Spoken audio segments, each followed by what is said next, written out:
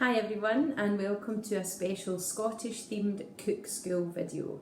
As you will know, it was Burns Day on the 25th of January and we have been doing a few Scottish themed activities because of that.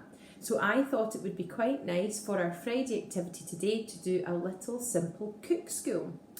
What we are going to make today is a really simple 4-ingredient shortbread recipe.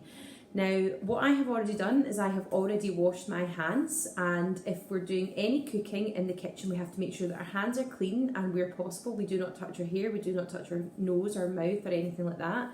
I have wiped down my surfaces with an antibacterial spray so that we are now safe to use our surface. I have preheated my oven, I should say, to 140 degrees, a fan assisted oven to 140 degrees, so that it is ready for when our shortbread is prepared and ready to go in the oven. So I'm going to start off by sharing our learning intention and our success criteria with you. Our learning intention is obviously to make Scottish shortbread. We have quite a few success criteria for today because we're going to be using lots of different skills when we're in the kitchen. So our first skill that we are going to be thinking about and our first success criteria is that you're obviously going to be able to follow the simple instructions that I give you in this video. The second success criteria for today is obviously going to be that you can follow basic hygiene, food hygiene skills, which is where I said to you, don't touch your face, don't touch your hair when we are cooking, okay? If you do happen to touch your face or your hair or anything like that, just go and give your hands a wash, especially when you are at the dough rolling stage, because you don't want to be adding any germs to that. We don't want them in there. Our third success criteria is that you're going to be able to use a set of scales to measure our ingredients. Now, the ingredients that we're going to be measuring today are butter, flour, we're going to be measuring caster sugar, and we're also going to be measuring some corn flour. So we are going to be using a set of scales.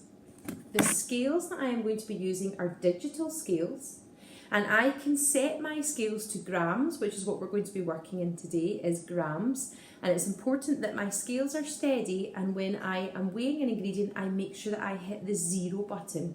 That is so that I know that I get the exact measurement of an ingredient that I need. Our final success criteria is that we're going to be able to rub the ingredients together. Now, when I say rub, and I'll do a more detailed part in the video to show you this, but when we rub, it's when we're going to be rubbing the flour and the butter together in my fingers. So that's going to be one of our really important skills today, is that we're going to rub the ingredients together. And the final thing is obviously going to be that we can mix our ingredients into a dough, and we can roll it and use our cutter to make our shortbread biscuits. So lots of skills that we're going to be working on today for our cook school video. I'm just going to go over some of the equipment that you will need for today's cook school recipe. You will need a large bowl. As I've already mentioned, a set of scales. I am using digital scales, but you don't need to use digital scales. A set of traditional weighing scales will be fine.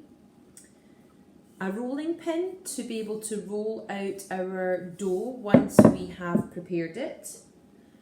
A cutter of some kind. Now, it's completely up to you what shape you do your shortbread. I'm just going to go for a simple round shortbread biscuit. You could do the long rectangular ones with the little fork pricks on the top, or you could make the petticoat tails, which is where you make a large circle like a pizza and then segment it and again put the fork pattern on the top of it. You will also need a wooden spoon or something to mix your ingredients in your bowl, as well as our fingers today, which is one of the skills that we talked about in our success criteria. I have placed my bowl on top of my scales, and you will see that that is 287 grams. It's really important for me at this point to hit 0. Now what I'm going to do is I am going to measure 125 grams of plain flour. You have to make sure that it's plain flour that you use because we don't want our shortbread biscuits to rise. So 125 grams of plain flour. And there we go, 125 grams of plain flour. What I'm going to do now is I'm going to hit 0 so that I can weigh my corn flour to add to my flour. So just hit 0 so that it says 0 grams. And the amount of corn flour that I need is 60 grams of corn flour. If you don't have corn flour, you can use semolina. So I'm going to add 60 grams. And there we go. In the bowl, I have added my 60 grams of corn flour. At this point, I'm going to hit 0 again. And now I'm going to add 125 grams of unsalted butter. I have already cut my butter into cubes to make it easier, and I'm just going to add it until I get to 125 grams.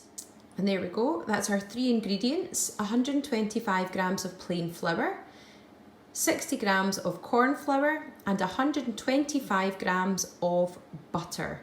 What I'm now going to do is I'm going to rub the ingredients together in my fingers. That is another skill in our success criteria, until we have the consistency of fine breadcrumbs.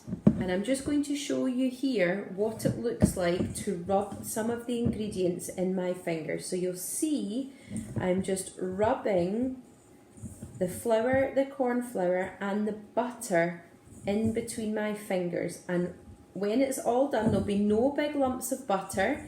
We will just have breadcrumb, that's something that looks a wee bit like breadcrumbs, and that'll just be the flour all nicely mixed in with the butter. So